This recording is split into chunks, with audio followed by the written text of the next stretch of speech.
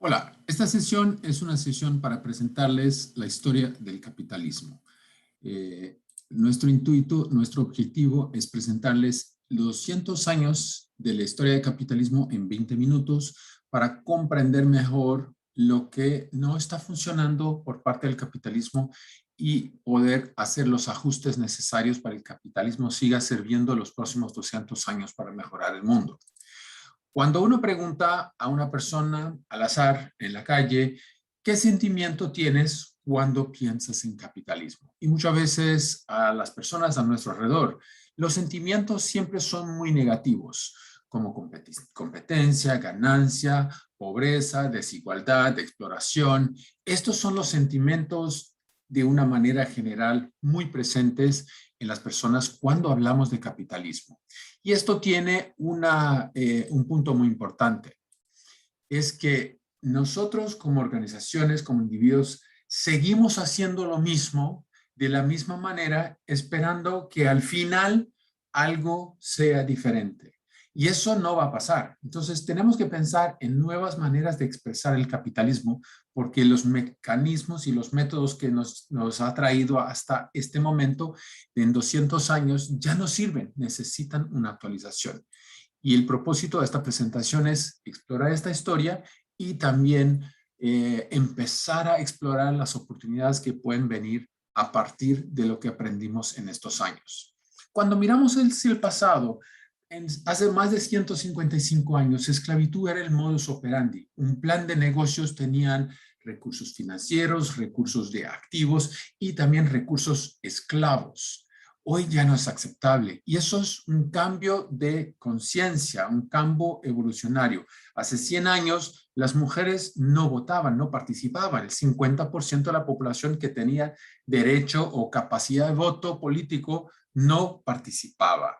Y aquí vemos en este mapa que hasta recién 2011 había países que no permitían la participación de la mujer en la política. Suiza, 1971. Eso es para tener una idea cómo va cambiando el mundo y cómo la conciencia influencia la manera de operar de nuestro entorno.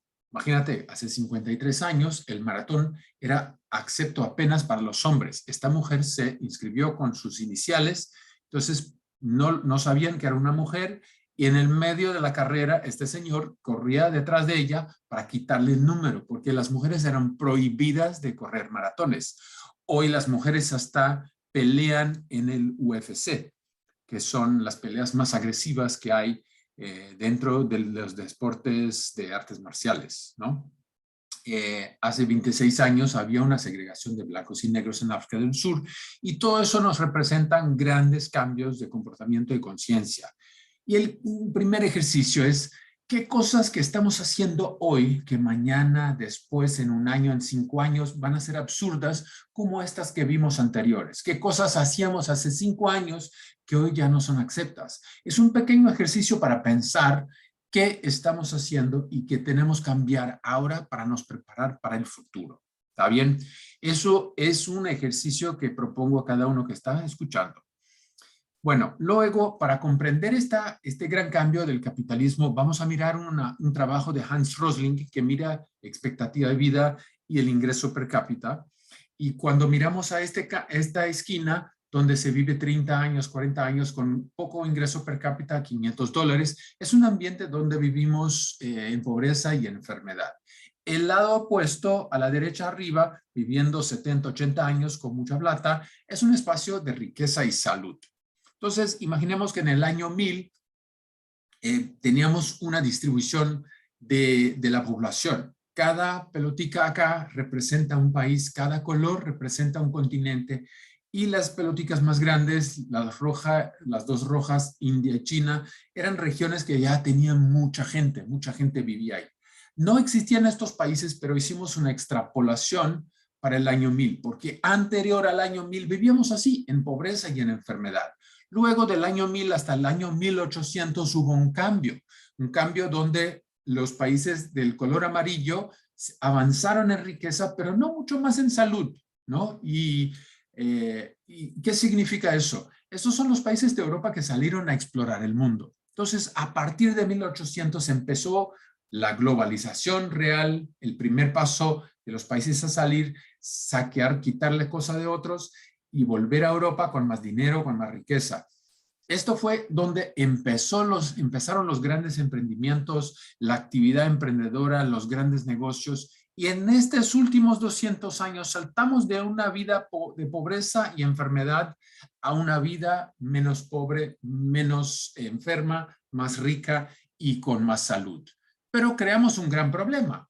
Ahora somos muy diversos. Ahora tenemos una desigualdad tremenda. Antes éramos todos iguales, juntos, pobres, enfermos. Ahora tenemos los menos pobres, los menos enfermos, los más ricos, los menos y los más saludables. Y eso es, con la transparencia del mundo, con acceso a la información, eso se quedó mucho más amplio, amplificado. Y este dibujo de la perspectiva global de los países es igual para una región, Latinoamérica, es igual para un país como Perú, como Brasil, como México, es igual como un barrio con un pueblo, como Lima, como Bogotá. Hay partes de la ciudad que son más pobres, hay partes que son más ricas. Entonces, esa es una distribución casi que igual en cualquier dimensión de población que tomemos dentro de nuestro mundo, dentro de la geografía global. Y eso significa que antes del capitalismo, la única manera de mejorar la vida era quitarle algo de alguien. Y el capitalismo nos permitió servir a la humanidad y generar gran valor financiero, gran mejora de vida a todos los que participan. Esto significa que el capitalismo tiene una parte buena, una parte mala y una parte pésima, ¿no? Y podemos identificar eso porque, imagínate, antes de 1800 vivíamos así. No sabíamos qué comer, dónde dormir. Si despertamos el día siguiente, si teníamos algo de comer. Éramos menos de 1.000 millones de personas con menos de $500 de ingreso per cápita, con una pobreza del 95% y una expectativa de vida de 30 años. Tan interesante que apenas las personas con alguna función social tenían un apellido, el herrero, el panadero y así por adelante, ¿no? Smith, Baker, Shoemaker, y estos eran los apellidos, porque si vives 30 años, la única persona que interesa saber es una persona que tenga una función social, que pueda aportar al grupo, a la comunidad. Bueno, entonces antes de 1800 vivíamos así, en esta situación, visualmente. Y los últimos 200 años hicimos un salto cuántico. Crecíamos a más de 7.000 millones de personas, el ingreso per cápita por arriba del $7.000, la pobreza por abajo del 15% y la expectativa de vida por arriba del 70 años. Esto es un salto cuántico y eso pasa que en nuestra ADN, por siglos y generaciones y centenas de generaciones, vivíamos con la falta, con la escasez. Ahora vivimos un mundo muy diferente, ¿no? Y eso necesita un cambio, un ajuste. Vamos a ver más adelante. Pero seguimos con problemas. Este gran avance todavía no ha resuelto todos los problemas. Cuando miramos una encuesta de Gallup que mira la credibilidad, confidence in institutions, las grandes organizaciones tienen una credibilidad muy baja, apenas mejor que el Congreso. Otras instituciones, como las instituciones religiosas, también siguen bajando su confianza de la perspectiva de la población. ¿Por qué eso? Porque no estamos generando el valor que espera los stakeholders. Los stakeholders no están percibiendo valor que se genera a través de estas instituciones. Bueno, Gallup también hace una encuesta mirando hacia dentro de la organización. De una manera general, apenas el 30% de las personas que trabajan en compañías privadas tienen compromiso. Es como los tres que están remando adelante, haciendo fuerza. El 50% de la gente solo cumple, viene a paseo, a trabajo. Entonces aquí son 5 que pasan el remo por arriba del agua. Y 2, el 20% promedio, juegan contra. Hacen política, chismes y realmente causan prejuicio a la organización. Pero eso es un problema de liderazgo, porque todos acá tienen talento, quizás están mal aplicados. Y la mala aplicación de un talento humano es la responsabilidad del líder. Del señor del medio debería estar quizás remando en el barco al revés. El señor al final debería estar cosechando mangos, bananos y otra cosa. Entonces eso es una otra perspectiva que tenemos problemas internos en la organización. Por fin, hay un tema muy interesante que cada vez más personas trabajan gratis y las estadísticas de Estados Unidos de servicios de comunidad demuestran que cada vez más gente hace más trabajo voluntario. Eso significa que en el mundo, según las Naciones Unidas, 140 millones de personas, equivalente a 140 millones de personas, generan trabajo voluntario al año. Esto podría ser quizás el 9º país más pobladoso del mundo. Creamos el voluntaristán. Esto significa que tenemos problemas de la perspectiva global, falta de confianza, credibilidad de las instituciones. Tenemos problemas dentro de las instituciones que las personas no están con compromiso con sus trabajos, le falta sentido. Y los individuos están buscando el sentido al trabajo, hacer trabajo voluntario, para que tengan un valor diferenciado, haga sentido el trabajo, el esfuerzo que le ponen en sus vidas, en su trabajo, en su comunidad. Eso nos ofrece una gran oportunidad, porque es reconocer que el juego que estamos jugando está mal.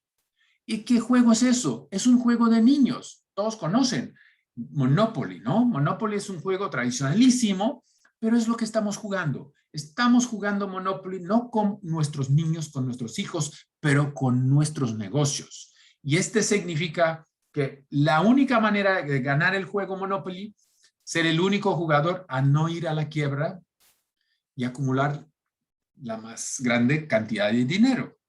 Esto es el juego, esto es Monopoly. Estamos jugando Monopoly a través de los negocios. Estamos llevando a la gente a la quiebra, pero no solo quiebra financiera. Cuando pagamos a pequeños proveedores en 90, 180, hasta 360 días de condición de pago, estamos llevando a un proveedor pequeño a la quiebra financiera, porque no hay cómo un proveedor pequeño tener acceso al mismo tipo de crédito, a la calidad de crédito que una organización más grande tiene. Estamos llevando los consumidores a una quiebra moral. Cuando creamos promociones, Black Friday, hace que la gente compre hasta las cosas que no necesita. El producto más caro es el producto que no necesitamos. Y el marketing, las campañas, la publicidad nos hace comprar cosas que no necesitamos. Una quiebra moral. Otra quiebra interna en la empresa, la incertidumbre. Las personas que trabajan y no saben cuál es la perspectiva de futuro, crea una quiebra emocional, porque la incertidumbre me lleva a los empleados a una quiebra emocional que tiene un poder de devastación tremendo. Quiebra la confianza, disminuye la motivación, la innovación, la creatividad, todo. Entonces, esto es el Monopoly que estamos jugando en el mundo de los negocios. Y esto tiene una influencia. La influencia viene de un tiempo donde Milton Friedman, Premio Nobel de Economía, decía que el único propósito de un negocio es generar lucro a los accionistas. Y eso no está mal. Necesitamos seguir generando lucro a los accionistas, porque si no generamos lucro, ponemos en riesgo, somos irresponsables sociales, primero, ponemos en riesgo los pagos de sueldo, pagos de proveedores, pagos de impuestos, inversión en desarrollo y business development, ¿no? Y también ponemos en riesgo filantropía, si hacemos filantropía. Entonces, tenemos que mirar a este mensaje como no un mensaje malo, equivocado, un mensaje incompleto. Hoy tenemos que generar valor a todos los stakeholders. Y la falta de generar valor a todos los stakeholders, vemos anterior en la gráfica de confianza que los negocios, que las organizaciones tienen. No estamos generando el valor necesario para aportar, no estamos aportando valor a las comunidades, a los demás stakeholders, ¿sí? Entonces, del punto de vista histórico, en 3 siglos de emprendimientos, los grandes americanos que construyeron América, Carnegie, Rockefeller, estos venían de milenios de historia de pobreza y enfermedad. Entonces, el momento que empezaron a acumular, empezaron competencia, el ego y todo eso, hizo un gran problema. Estos señores eran 3 veces más ricos que el hombre más rico del mundo hoy. Así que la diferencia de la desigualdad era mucho peor al siglo XIX que es hoy, pero no había transparencia. Entonces, estos acumularon tanto dinero que sus descendientes viraron filántropos. Podían vivir de la mejor manera posible y seguir donando dinero. Luego, Los empresarios, grandes empresarios del siglo pasado, aquí tenemos dos ejemplos, Bill Gates y Warren Buffett, percibieron en sus vidas, durante su vida, acumulamos demasiada riqueza y eso impide que el ecosistema prospere. Entonces, el acúmulo de riqueza, entonces en vida están intentando devolver eso al ecosistema para evolucionar el ecosistema. Luego, los empresarios o los emprendimientos de este siglo tienen una perspectiva muy diferente. Elon Musk de Tesla abrió todos sus patentes de carros eléctricos al mundo. De inmediato salió un director de Tesla a abrir una competencia, porque él reconoce que no tenemos tiempo para estar en monopolios. Tenemos que jugar otro tipo de juego, abrir, y esto se acelera cada vez más. En Latinoamérica, en África, no tenemos tiempo, no vamos a pasar por 3 siglos de cambio. Esto va a estar muy acelerado porque estamos conectados con Internet. Hoy hay más líneas telefónicas en el mundo que habitantes. Tenemos acceso a mucho más informaciones. Entonces, las consultorías McKinsey, Booz Allen, esta gente ya no tiene todas las respuestas. Cualquier uno con buenas preguntas alcanza excelentes datos. Tenemos el nivel más alto de educación de la historia de la humanidad. Más mujeres en PhDs, en maestrías que hombres. Entonces, hay hasta cuotas para hombres para mantener un equilibrio. Y más importante, estamos cada vez más inteligentes. Se nota en los niños, en los nietos que vienen, que están más ágiles, más rápidos en comprender la tecnología y asimilar eso. Eso hace un gran cambio. Además de este gran cambio social, hay un cambio económico. Segundo a Pricewaterhouse, 30 trillones de dólares van a pasar de una generación a la siguiente durante los próximos 30 años. Eso es un montón de plata y pone a la gente a pensar, ¿por qué estoy trabajando? ¿Para qué estoy trabajando? ¿Qué hace sentido?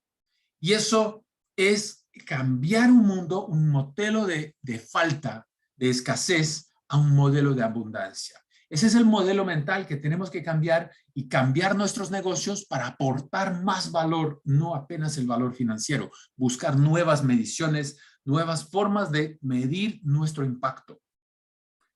Y eso pasa que más educación expande la conciencia y expandiendo la conciencia notamos cosas diferentes. ¿Qué es diferente? La naturaleza tiene un gran impacto. Reconocemos la importancia. Ya no nos gusta la violencia. ¿Cuántos países en Latinoamérica tuvieran grupos terroristas que ya no existen? ¿Y cuándo una persona en vida podría imaginar que vivía en una época de grupos terroristas, cosas de mucha violencia, que esto podría disminuir o hasta no existir? Entonces, eso ha pasado. Entonces, tenemos más aversión a la violencia, más conscientes de la gente, del medio ambiente, y eso todo es un gran cambio de conciencia.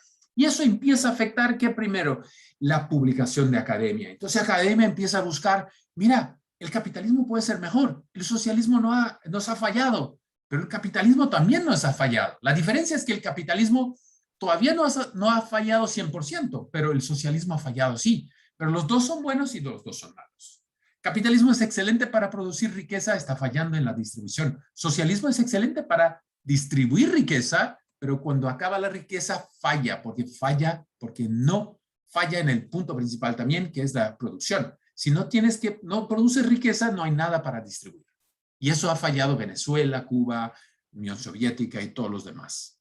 Ok, bueno, una vez que se influencia el mundo de academia, se empieza a crear movimientos ONGs para una nueva perspectiva de capitalismo. Capitalismo inclusivo, capitalismo creativo, capitalismo del propósito, capitalismo de compartir, economía circular, sistema B Corps, capitalismo 2.0, todo eso, el más antiguo, que es el Triple Bottom Line, People, Planet y Profit, también tuvo una evolución para social ESG, ¿no? Environment, Social y Governance. Más importante evolución es que el profit, es importante cómo se genera el profit. Por eso que governance entra en escena, entra para establecer que es importante cómo ganamos el dinero. No sirve más ganar dinero a cualquier costo. El juego Monopoly ya no sirve. Tenemos que empezar a cambiar. Y eso ahora empieza a influenciar el mainstream. ¿Qué es el mainstream? Aquí está Larry Fink, el CEO de BlackRock, tiene $7 trillones en su cartera de inversión y todos los años envía una carta a los CEOs de las compañías que tienen sus acciones en la bolsa de Estados Unidos. Y la pregunta en 2017 fue, what is your long-term plan? ¿Por qué? ¿Cuál es tu plan de largo plazo? Porque mis clientes están aquí conmigo, con nosotros, con BlackRock, hace 10, 15 años y no van a quitar su plata porque una empresa o la otra tuvo un trimestre excelente y se ganó mucha apreciación de las acciones. Va a seguir más 10 años. Entonces tenemos que poner en alineación las expectativas de un stakeholder con el siguiente. Luego, este grupo de CEOs que representa el 30% de la valoración de la Bolsa de Valores de Estados Unidos, y aquí tenemos a Jeff Bezos, a Apple y BlackRock también, dicen, salieron con el manifiesto de Business Roundtable. Importante no es apenas el inversionista, el accionista, el shareholder, pero todos los stakeholders. El cliente, el proveedor, la comunidad, los empleados y el shareholder y el accionista. Entonces tenemos que generar valor a todos. Luego volvió BlackRock en el mismo año, Larry Fink, con su mensaje a los CEOs.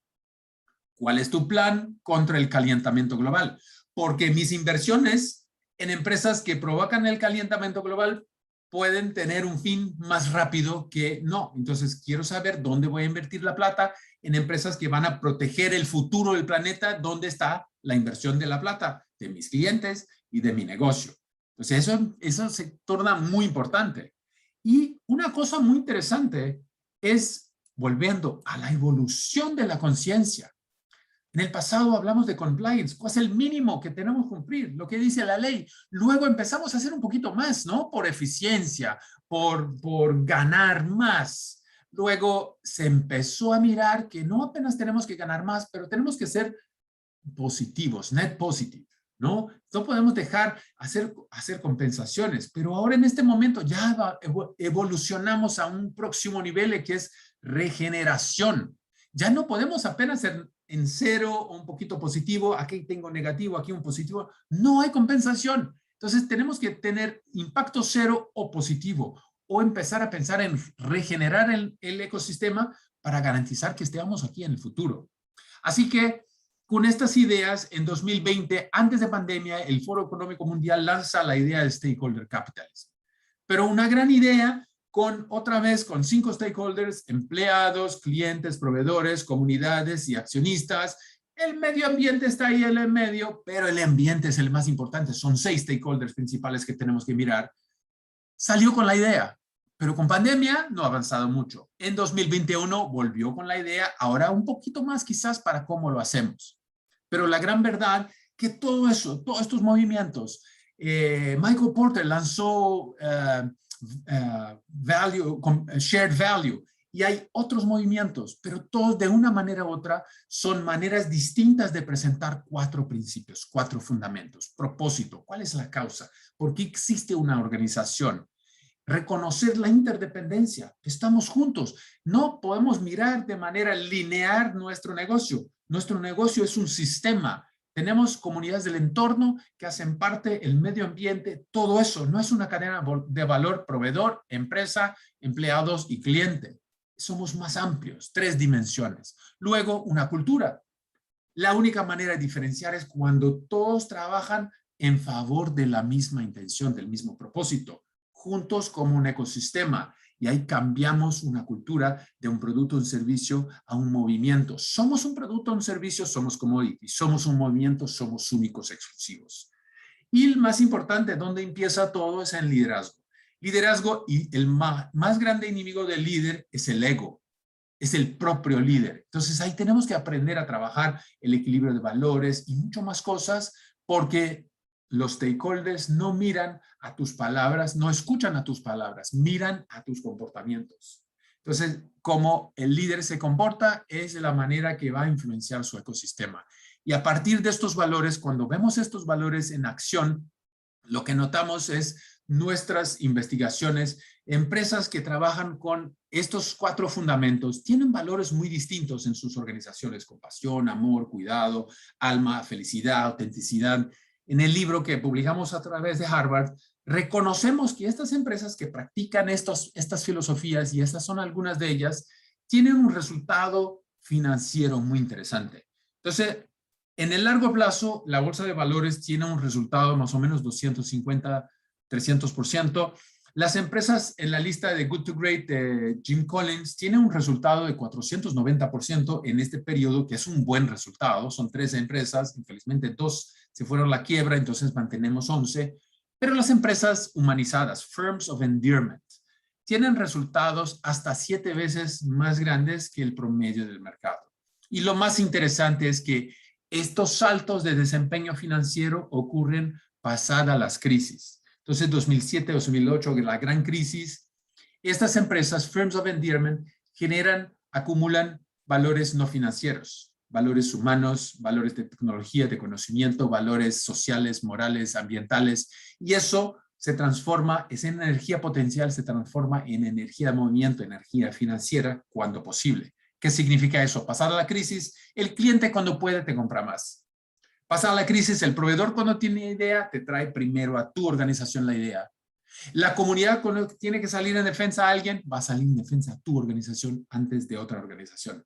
Esas son energías no financieras, pero resultan en energía financiera pasada la crisis. Y podemos siempre decir, pero es apenas un dato estadístico. No, en las empresas que llamamos de empresas humanizadas, voy a tomar un ejemplo de una empresa que salió de una industria extremadamente en prejuicio durante la pandemia. Las compañías aéreas, transporte aéreo. Southwest Airlines hoy en crisis tiene 3 veces más tasa de ocupación más grande que el promedio del mercado americano. Eso porque es una empresa que cuida de su ecosistema. Y lo que estamos mirando es que otras empresas están saliendo más fuerte de esta crisis de pandemia porque cuidaron de su ecosistema, no apenas de empleados, de accionistas, pero del medio ambiente, de proveedores, de clientes, de comunidades, de todo. Es un ecosistema. Nuestra fuerza está en la fuerza del ecosistema. Nuestra fuerza es la fuerza del eslabón más débil.